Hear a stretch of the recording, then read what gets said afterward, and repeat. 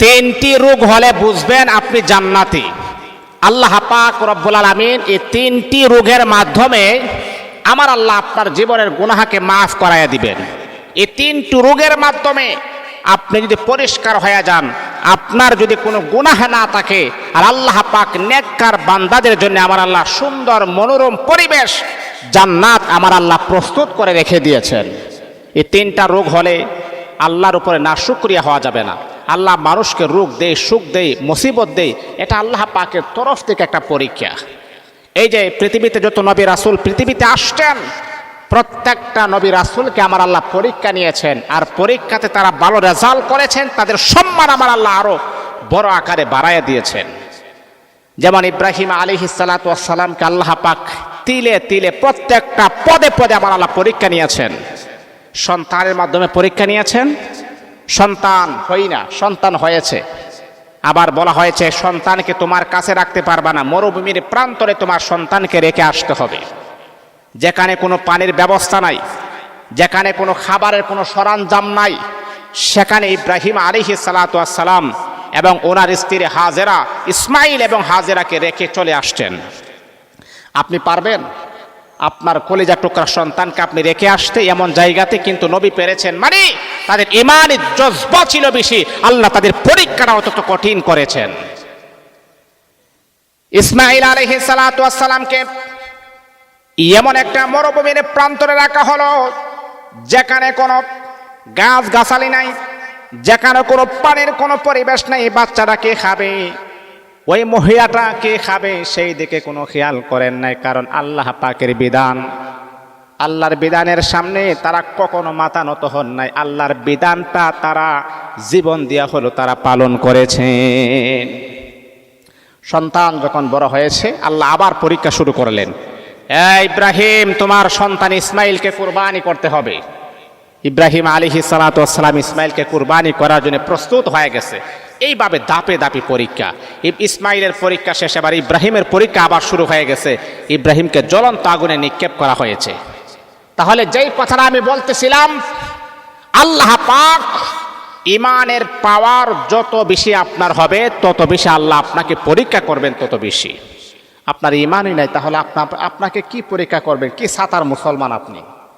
আপনি কি ডিম মার্কা মুসলমান, লেডা মার্কা মুসলমান? আপনার তো ইমানই নাই, তাহলে আপনাকে কি পরীক্ষা করবেন? ইমান না থাকলে পরীক্ষা করা যায়? ইমানই তো আপনার ভিতরে নাই। তে সম্মানিত হাজিরিন, যে কথাটা বলতেছিলাম, তিনটি রোগ হলে বুঝবেন আপনি জান্নাতি। এক নাম্বার হচ্ছে, যদি আপনার দেখেন যে আপনার জ্বর এবং ঠান্ডা হয়েছে। জ্বর ঠান্ডা, জ্বর হইলে শরীরে তাপ হয়ে যায় না, গরম হয়ে যায়? গরম হয়ে যায়। চিকিৎসা বিজ্ঞান এটা রিসার্চ করে গবেষণা করে জানাইয়া দিয়েছেন, একটা মানুষের যখন জ্বর হয়, তাপমাত্রা যখন বেড়ে যায়, তখন তার ভিতরে যে ব্যাকটেরিয়া, ভিতরে যে ভাইরাস আছে, সেই ভাইরাসগুলা মরে যায়। তার শরীরে তাপের কারণে তার ভিতরে যে ব্যাকটেরিয়া, ভাইরাসগুলা মরে যায়। আর মরে গেলেই আপনি যখন ওষুধ খাবেন, তখন আপনার মূল জায়গা থেকে আপনি সুস্থ হয়ে যাবেন। তা জ্বর ঠান্ডা হইলে বুঝবেন এটা জান্নাতি রোগ। আল্লাহ নবী বসা আছেন, একজন সাহাবী এসে বলতেছে, ইয়া রাসূলুল্লাহ, আমার তো শরীরে জ্বর ঠান্ডা হয়েছে। নবীজি বলছে, আমারও তো হয়। কিছু সাহাবীরা বলতেছে, ইয়া রাসূলুল্লাহ, আমাদেরও তো হয়। আরেকজন সাহাবী বলল, হুজুর, আমার তো হয় না। নবীজি বলতেছেন, আমারও জ্বর হয়, তুমি তো আমার আওতাভুক্ত। তার হয় না, তাই সে তো আমার আওতাভুক্ত না। তাহলে জ্বর ঠান্ডা হওয়া এটা কিন্তু ভালো লক্ষণ, খারাপ কোনো লক্ষণ নয়। জ্বর ঠান্ডা হইলে আল্লাহ আপনার গুনাহ মাফ করেন। এতে করে আল্লাহ আপনাকে একটু আযাব দেন, একটু শাস্তি দেন। আর এই শাস্তিটা কিছুক্ষণের জন্য, ক্ষণিকের জন্যে। এটার মাধ্যমে আল্লাহ আপনার গুনাহকে মাফ করে দেন। এটার মাধ্যমে আল্লাহ পাক আপনাকে পরিষ্কার করে দেন। আমার আল্লাহ আপনাকে পছন্দ করেছেন বিদায় এমন রোগ দিয়েছেন, আর এই রোগে আপনার গুনাহকে খেয়ে ফেলেছে। আপনি এখন জান্নাতি হয়ে যাবেন। হাই হতাশ করা যাবে না, এমনটা বলা যাবে না, আহারে ওই মানুষটা নাফরমানি করে, ওই মানুষটা নামাজ পড়ে না, সুদ খায়, ঘুষ খায়, তার কোনো রোগ নাই। আমি তো সুদও খাইলাম না, আমি তো ঘুষও খাইলাম না, 5 ওয়াক্ত নামাজ আমার ঠিক আছে, জীবন অন্যের হক আমি নষ্ট করে খাই না, কাহারও চুগল করি না, কাহারও বদনাম আমি করি না। কিছুদিন পর পর দেখা যায় আমার শরীর গরম হয়ে যায়, আমার রোগ শোক হয়ে যায়, ঠান্ডা হয়ে যায়, জ্বর হয়ে যায়। ও বন্ধু, আপনি জানেননি আমার আল্লাহ আপনাকে পছন্দ করেন, আমার আল্লাহ আপনাকে ভালোবাসেন, আমার আল্লাহ আপনাকে মোহাব্বত করেন। আর মোহাব্বত করেন বিদায় আমার আল্লাহ এমন এমন পরীক্ষা করেন। আমার আল্লাহ চান আমার প্রিয় মানুষটা যেন জাহান্নামের আগুনে যেন না যায়।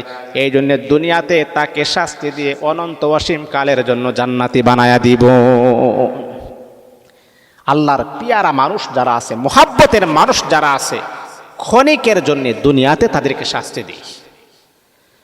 আল্লাহ চান না এই মানুষটাকে জাহান্নামের আগুনে তাকে সরকার করে দেওয়ার জন্য আল্লাহ চান না।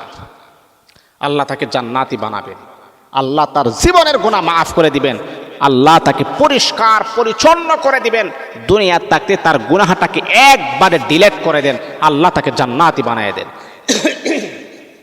জ্বর ঠান্ডা হইলে কখনো হাই হতাশ করা যাবে না, এটা আল্লাহ প্রদত্ত রোগ, আল্লাহ দিয়েছেন, আল্লাহ আবার দূর করে নেবেন। 2 নাম্বার হলো শরীরে যদি চুলকানি অ্যালার্জি হয়, শরীরে চুলকানি। আপনি জানেন নবীর একজন সাহাবী ছিলেন, নবী ছিলেন না, নাউজুবিল্লাহ, আল্লাহর একজন নবী ছিলেন হযরত আইয়ুব আলাইহিস সালাতু ওয়াস সালাম। আল্লাহ তাকে কুষ্ঠি রোগ দিয়েছিলেন, চুলকানি অ্যালার্জি কালজানি সব কিছু তার মাঝে ছিল। গোটা শরীর পছন্দ ধরে গেছে, শরীর থেকে দুর্গন্ধ বের হয়। মানুষ তাকে গ্রাম থেকে তাকে অন্যত্র তাকে বলেছেন চলে যাওয়ার জন্য, চলে গেছেন, দুর্গন্ধ বের হয়। এটা 1 বছর আর 2 বছর নয় রে বাবা, 18 বছর অসুস্থ ছিলেন আইয়ুব আলাইহিস সালাতু ওয়াস সালাম। 1 বছর আর 2 বছর অসুস্থ ছিলেন না, 18 বছর অসুস্থ ছিলেন। তারপর আল্লাহকে কোনো অভিযোগ করে নাই, আল্লাহ এত বছর ধরে আমি অসুস্থ, তুমি কি আমাকে দেখো না? নবী এমন কথা বলেন নাই, কিন্তু আল্লাহ পাক রব্বুল আলামিন নবীকে আমার আল্লাহ পরীক্ষা নিয়েছে।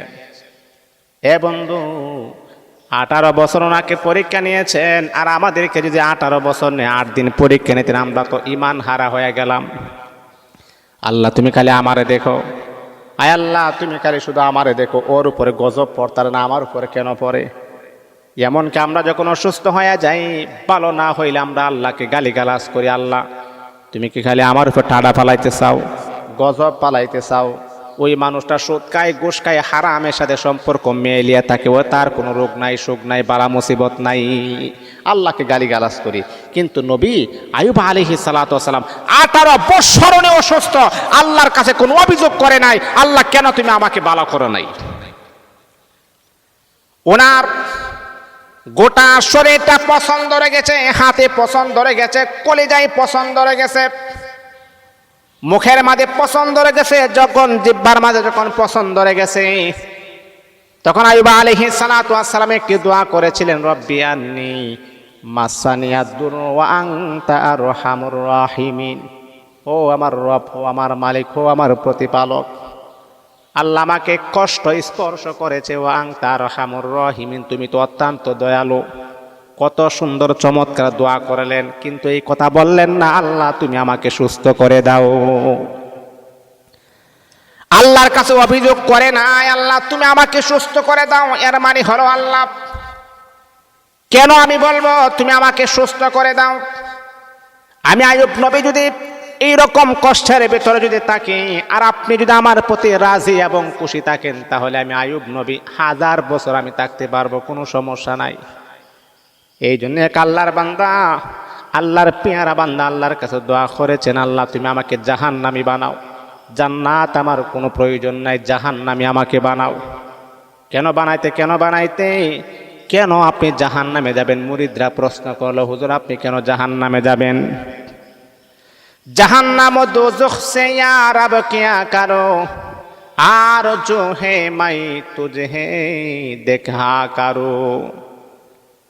মানে উনি বলতেছেন, আমি যদি জাহান্নামে যাওয়ার পরে আমার রবকে যদি জাহান্নামও দেখতে পারি, তাহলে জাহান্নাম আমার জন্য বেটার। আর আমি যদি জান্নাতে যাওয়ার পরে আমার রবকে যদি না দেখতে পারি, জান্নাত আমার কোনো প্রয়োজন নাই, সেজন্য আমাকে জাহান্নামে দাও, জাহান্নামে থেকে আমি তোমাকে দেখতে পারলে আমি এনাফ। দেখছেন কত সুন্দর দোয়া। নবী আইয়ুব আলাইহিস সালাতু ওয়াস সালাম আল্লাহর কাছে কোনো অভিযোগ পেশ করেন নাই, রব্বুল আলামিন আল্লাহ তুমি আমাকে সুস্থ করে দাও, এই কথা বলেন নাই। আল্লাহর কাছে বললেন রব্বি আন্নি মাসানিয়াদ দুরু ওয়া আনতা আরহামুর রাহিমিন। হে আমার রব, হে আমার প্রতিপালক, হে আমার পালন কর্তা, আমাকে কষ্ট স্পর্শ করেছে, আর তুমি তো অত্যন্ত দয়ালু। আল্লাহ বলেন আইয়ুব রে, এই এত সুন্দর চমৎকার দোয়া তুমি করেছো, তোমার দোয়াটা আমার কবুল হয়ে গেছে। তোমার দোয়াটা কবুল হয়েছে তা নয়, তোমার দোয়াটা আমি আল্লাহ কোরআনের আয়াত বানায়া দিয়েছি, আর আমি আল্লাহ তোমাকে অতি দ্রুত সুস্থতার নিয়ামত দান করে দিলাম।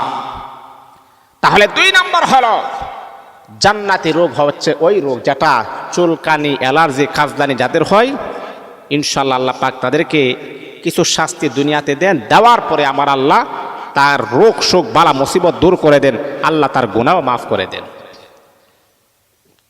এটা হলো 2 নম্বর। 3 নম্বর হলো যদি আপনার চোখ উঠে মেডিকেল সায়েন্স তারা এটাকে রিসার্চ করে গবেষণা করে তারা দেখছেন, যাদের চোখ ওঠার পরে দেখবেন চোখের যে জীবাণু আছে, চোখের যে ময়লা আছে, চোখ উঠলে কিন্তু ময়লাগুলা বের হয়ে যায়। যাদের চোখ ওঠে তাদের চোখ কখনো নষ্ট হবে না, তাদের চোখের পাওয়ার আমার আল্লাহ আরো বাড়াইয়া দিবেন। চোখ ওঠা এটাকে আমরা নিন্দনীয় মনে হয়, এটা আমরা খুবই খারাপ ভাবে দেখি না, বিষয়টা কিন্তু এমন না। আপনার যদি চোখ উঠে তাহলে বুঝতে হবে মেডিকেলের থিওরি অনুযায়ী আপনার চোখ কখনো নষ্ট হবে না। আপনার চোখ ওঠার কারণে চোখের যে আবর্জনা ময়লা আছে এগুলা বের হয়ে যায়, চোখটা একেবারে পরিষ্কার হয়ে যায়। আর চোখ ওঠা জান্নাতি রোগ, এই 3টা রোগ হলে আল্লাহ আপনাকে জান্নাত দান করবেন, জীবনের গুনাহ মাফ করে দিবেন, পরিষ্কার পরিচ্ছন্ন করে দিবেন। আল্লাহ আপনাকে ভালোবাসেন বিদায় ওই সমস্ত রোগ আপনাকে দেন। আমার আল্লাহ দুনিয়াতে আপনাকে পরিষ্কার করে দিয়ে আর আখিরাতে আপনাকে জান্নাতি বলে ঘোষণা করবেন।